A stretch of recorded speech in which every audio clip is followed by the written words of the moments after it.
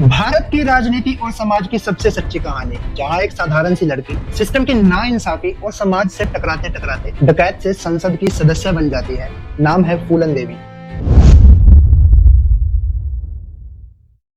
1963 में यूपी के जालौन जिले के एक गरीब गांव में इस बच्ची का जन्म होता है, जिसकी जाति थी मल्लाह। बचपन से ही गरीबी और जातिगत की मार झेलते हुए 11 साल की उम्र में ही इस बच्चे की शादी एक 30 साल से भी बड़े आदमी के साथ कर दी जाती है।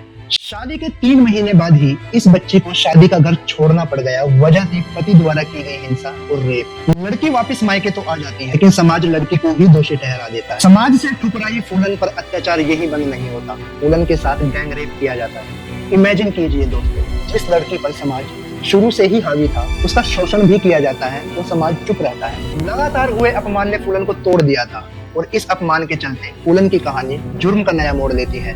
और इस नए मोड़ की शुरुआत होती है बेहमई कांड से, जो फूलन के साथ हुआ था।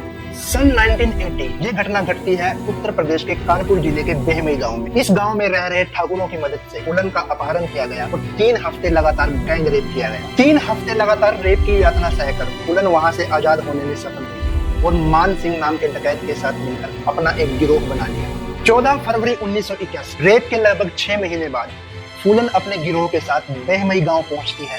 उन लोगों को गोली मार देती है जिनकी मदद से गैंग रेप किया गया था। लगभग 20 लोगों की पहचान की जाती है और उन्हें सरेआम गोली मार दी जाती है। इस घटना के बाद पुलिस पर दबाव बढ़ा और फूलन को पकड़ने के लिए अभियान शुरू किए गए। 20 लोगों की हत्या के बाद फूलन 2 साल तक पुलिस और सरकार के लिए सरदर्द बनी रही। इन 2 सालों में पूरे उत्तर प्रदेश में फूलन का नाम डर और सहानुभूति दोनों के साथ लिया जाने लगा।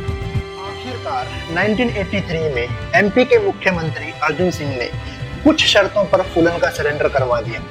शर्तें तय की गई, फूलन को फांसी नहीं दी जाएगी, गिरोह में शामिल लोग भी मारे नहीं जाएंगे और सबसे बड़ी शर्त, विद रिस्पेक्ट सरेंडर करना होगा। सरेंडर के बाद फूलन को जेल भेजा गया। 40 से ज्यादा केस दर्ज किए गए, जिनमें हत्या, डकैती और अपहरण शामिल था। फूलन 11 साल जेल में तो रही, लेकिन साथ ही साथ बाहर देश की राजनीति भी बदल रही थी। जातीय समीकरण मजबूत हुए, फूलन का दलित महिला वाला इमेज और भी बड़ा हो चुका था और यही वजह थी 1994 में ही यूपी के मुख्यमंत्री मुलायम सिंह यादव ने फूलन को रिहा करने का फैसला लिया। वजह साफ थी, मुलायम सिंह ओबीसी दलित समीकरण मजबूत करना चाहते थे और फूलन दलित समाज के बीच एक बड़ा नाम बन चुकी थी। जेल से बाहर निकलते ही फूलन सीधे राजनीति में कूद पड़ी। समाजवादी पार्टी ने उन्हें टिकट दिया और 1996 में मिर्जापुर से लोकसभा चुनाव जीत गई और एक गरीब दलित औरत डकैत से सांसद बन गई। फिर आता है 25 जुलाई 2001 का वो दिन, जब दिल्ली के सरकारी बंगले के बाहर कुछ लोग हथियार लेकर आते हैं और गोलीबारी शुरू कर देते हैं, जिसमें फूलन देवी की मौत हो जाती है। याद रखिए दोस्तों, हिंसा कभी सही रास्ता नहीं होती है, लेकिन जब अन्याय होता है तब चुप रहना सबसे बड़ी गलती होती है। हमें एक ऐसा समाज बनाना है जिस समाज में औरत को अपनी इज्जत और अपने हक को बचाने के लिए बंदूक का सहारा न लेना पड़े।